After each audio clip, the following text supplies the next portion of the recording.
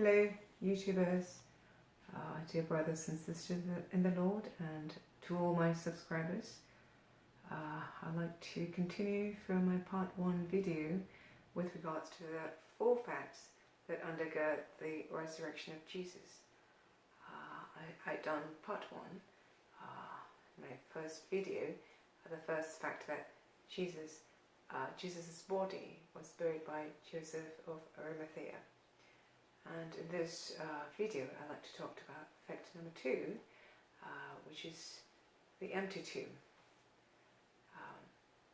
The first witnesses to the empty tomb were a group of women. Now, in the first century Israel, women were the worthless gender, and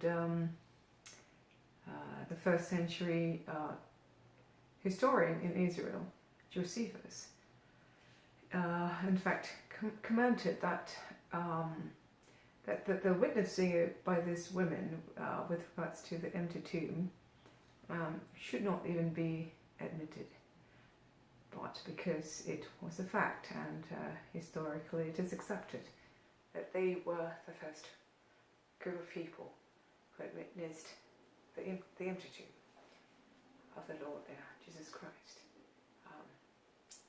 burial site. And continuing with that, let's see. So we have already established the fact from the first video that Jesus' body was buried by Joseph of Arimathea. So that's a well-known historical fact, and also that tomb or the burial site was again a well-known site historically. So if people would want to go there and take a look, as a fact, they can check it out for themselves. But the body is no longer there; it's missing. I mean, in fact,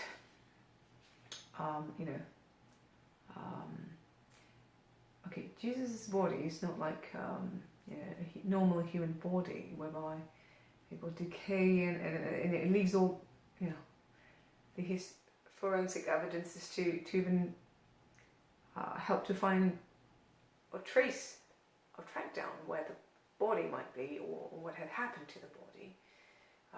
But that's not the case with the body of Jesus. It just literally disappeared. There's no trace of it whatsoever.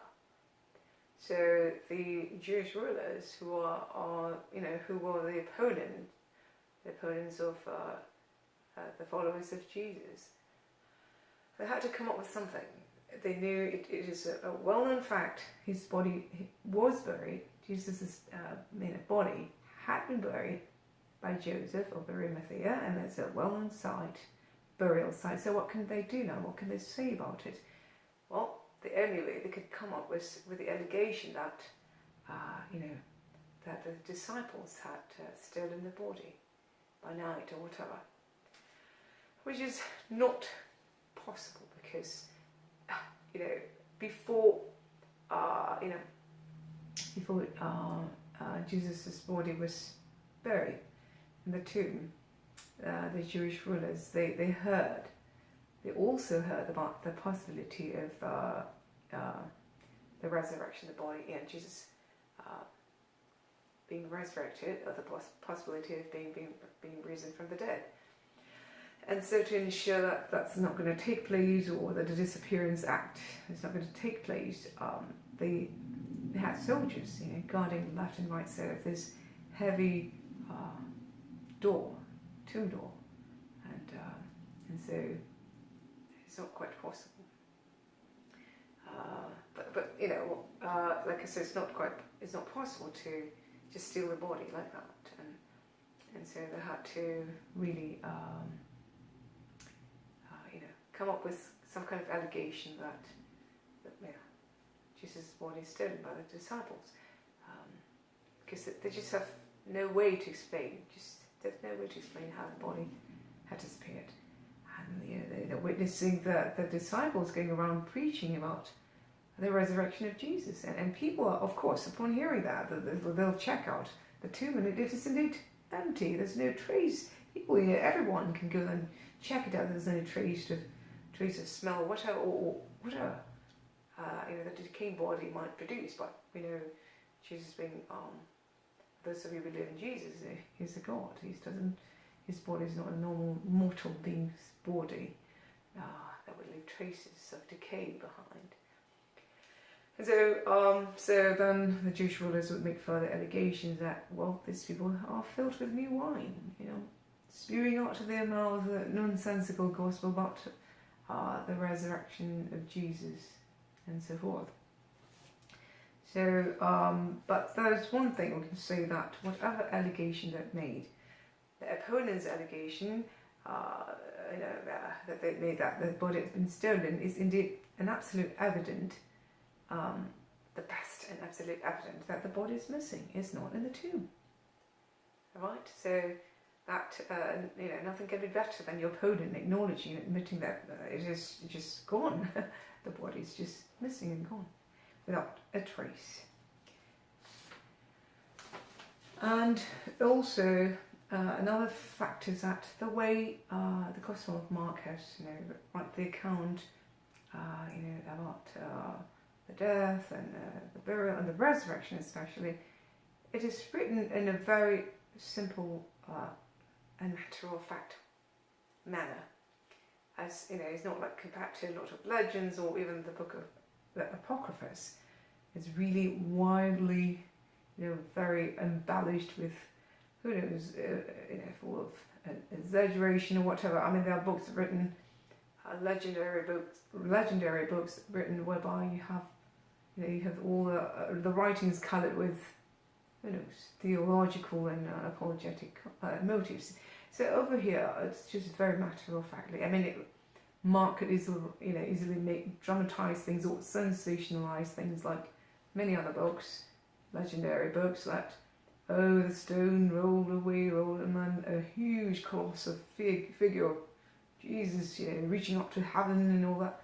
But it's not so. It's really matter-of-factly, and so you can see that it's obviously not made up things or fabricated or conjured up or embellished writing. It's just very matter of fact way of writing and narrating what had happened, that Jesus had. It did not, as Mark's account, which I mentioned at the first video, is the earliest. The Gospel was Mark is the earliest. That it did not end with Jesus being defeated in death, but he had been buried, the empty tomb, and he resurrected. So, and let me see what else I could say. Yes, and I also did mention in the first video the pre-Markan source. There were earlier sources, and you can see some writings of the four Gospels, Matthew, Mark, Luke and John, that it concur that the narration from Passion of Christ all the way to after the burial and so forth is all very similar, and it concurs. So that is an earlier source, and Mark being the earliest Gospel had written clearly and matter-of-factly about the burial and the empty tomb and the resurrection. And also with regards to that I also mentioned in my first video, the pre-Pauline creed or tradition. Paul himself, in AD 36, he went to Jerusalem and talked to the original disciple who personally witnessed the resurrection of Jesus, personally talked to him, met up with him, and which includes Peter and John.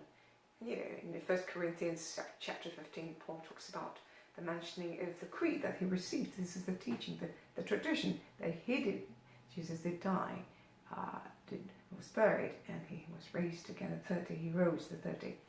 So he received this creed, this tradition, and delivered that teaching to his followers.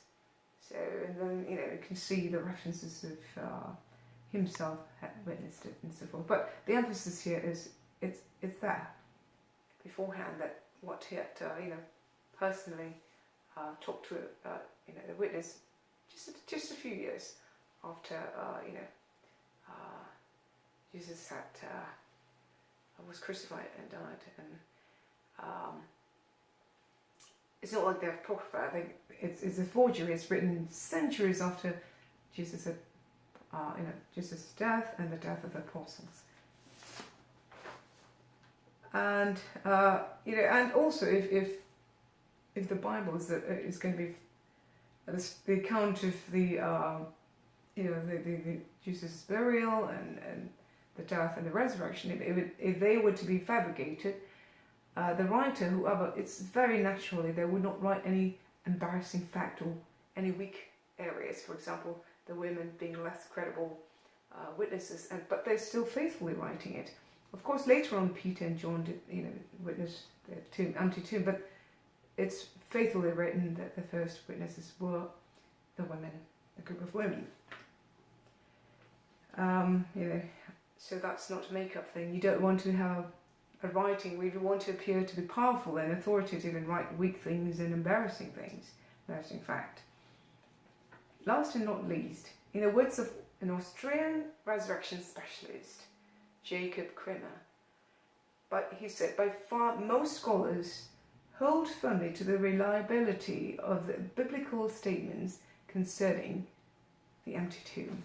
So whether you're a Christian scholar or you're an atheist scholar of the New Testament, they all confirm and agree. Most of them, the majority agree as a fact with regards to the empty tomb. I guess that's all for this video. I hope that this is helpful to all of you who want to understand if the resurrection of Jesus is a fact. And I hope to make the third video as soon as I can. The third video will talk about the third fact, which will talk about the multiplicity and then independent witnesses of Jesus' resurrection. That's all for now. Thank you for watching and listening.